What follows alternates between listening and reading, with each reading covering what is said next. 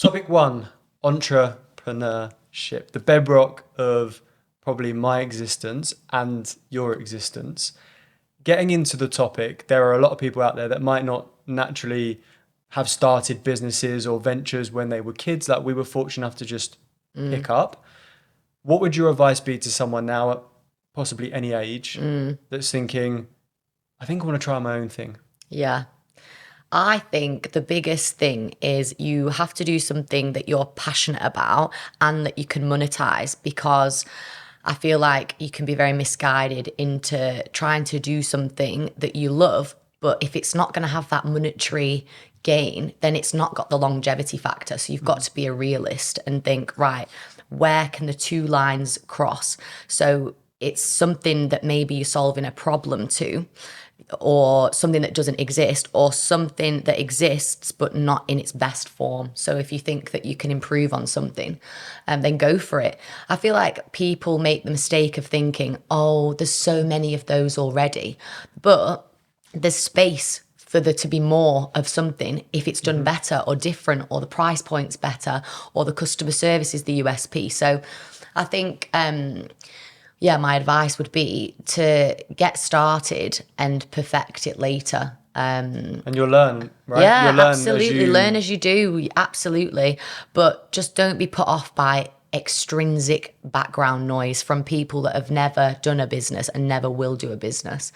Because they're the people that if you let them get in your head, then you'll never do anything, you know? Yeah, no, I'm with you. So basically just start with something. And to be honest, if I had to chuck my change in here, it would be, you're probably not going to end up doing what you started out doing anyway, but you're going to learn valuable skill sets, and you probably want to fail, because that's the only way that you're going to be able to adapt and learn and find what it is you actually want to kind of go into. So if I was going to give on the next point, what are your like top tips for someone that wants to set something up, that would be mine. Just adapt and fail. Yeah, and I think the failure element, this is something that I've been speaking about loads recently.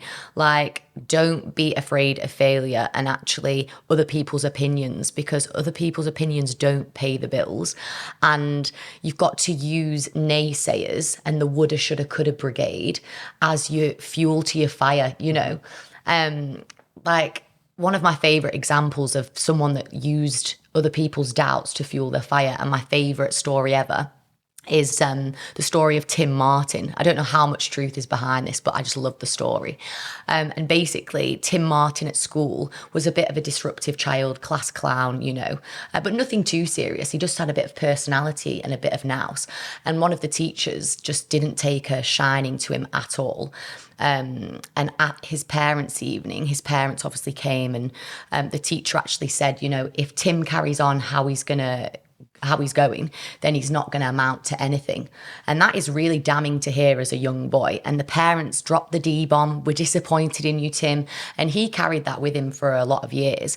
And then if you flash forward to 20 years' time, Tim is brainstorming names for his restaurant chain.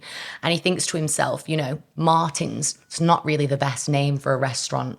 It's not very catchy. And he actually is transported back to that teacher and that classroom and being told that he wasn't going to amount to anything. And he decides to call it Weatherspoons after Mr. Weatherspoon, so that the teacher wouldn't be able to walk past the 672 Weatherspoons without being reminded of the boy who wasn't supposed to amount to anything. So I feel like... Great story. Isn't it? I was wondering who you were on about first, and then you said Weatherspoons, and I'm British. So. I know, so you know. So, you know, my top tip would literally just be to use other people's doubts to fuel that fire, like Tim Martin did. And that is the number one gold medal podium tip that I would say. I think that's great. Fabulous. I think that's... I love fabulous, the word. That's word of the week. I love the little look away. You're proud of that one. Yeah. But it is true. It is true. I think so many times things have happened, or like maybe someone's crossed me and it's just ignited something else that I didn't even know was there. And I was just like, yeah, you're going to regret that. Yeah, yeah. And I don't think it's necessarily healthy to have that, but yeah, it's there, so you might as well use it. Yeah, and Jeff Bezos said something along the lines of, I'm paraphrasing, he said something like, if you don't want to be disliked, then don't do anything. You know, like if you put yourself out That's there, powerful. isn't it? Yeah. Like I actually feel like I reworded it better than Jeff himself. You've He definitely re-quoted- didn't say that, but it was something along those lines. And it's just so good because it's so true, because like you're just never going to be liked by everyone. Like, but if you live your life as if you want to be, then you're literally just going to be in a glass ceilinged box. And where's the fun in that, you know? Deep, but very, very You true. started it with the deep questions, so Yeah, I'm sorry. deep is what you're going to get, hun. On this learning session, we only do deep. But yeah, so the final question will be to do with solo entrepreneurship. Yeah. I might be wrong here, but I'm pretty sure you're like a Wonder Woman. That is very good. Can I have that in writing, actually? No, I think we'll cut that bit. Yeah. I'll take it. But yeah, you're kind of running your own stuff. You're not answering to anyone. You've obviously set everything up and been just you to start with. So that whole idea of like being a solopreneur, what are the advantages of that? What are the disadvantages, seeming as you probably have a lot of experience with it? Yeah, I would say the advantages, and this is something that I will just never, ever be able to put a price on, is the time freedom. Like, if you work like I do, and I've pivoted to now working smart, not hard over the years, because I used to be a busy fool, and I'll be self-aware to say that. I do all my like email-y admin bits and like just not prioritize the important things. And I was busy and I wasn't productive. But nowadays I am. So I've got a lot more time flexibility, which I think is really good, in that I like to spend time on my own. As much as I'm an extrovert, it's interesting. I'm definitely an introverted extrovert. So I just love I get my energy from myself. And then, so I pour into my own cup, and then I go into social scenarios, and then I enjoy those as well. But the best thing about being a solopreneur, is that how you say it? Solopreneur. Solopreneur. Something like that. Okay, we'll go with that. Is definitely just being able to do things on your own clock. And like not having anyone to actually tell you what to do. I feel like I don't think I'm employable anymore. I actually don't, because I get too excited with ideas and I just roll with it without actually asking permission, which is something that I actually had to do for one of my clients. That's a story for later, perhaps. And then the downside of being a solopreneur, I like that word, but it's a bit foreign in the mouth. The downside is that sometimes you do crave that, you know, soundboarding with another person. You know, what do you think of this? Does this make sense? So doing sense checks. But luckily, I have people in my network that I can just call and say, you know, does this seem like it's nonsensical? Yes or no? So that's good. But I think you've just got to get used to self-motivating, which is very difficult at the start. But now I know the things to look out for when I'm feeling a little bit of a dip in motivation. So I know myself now, but it does take time.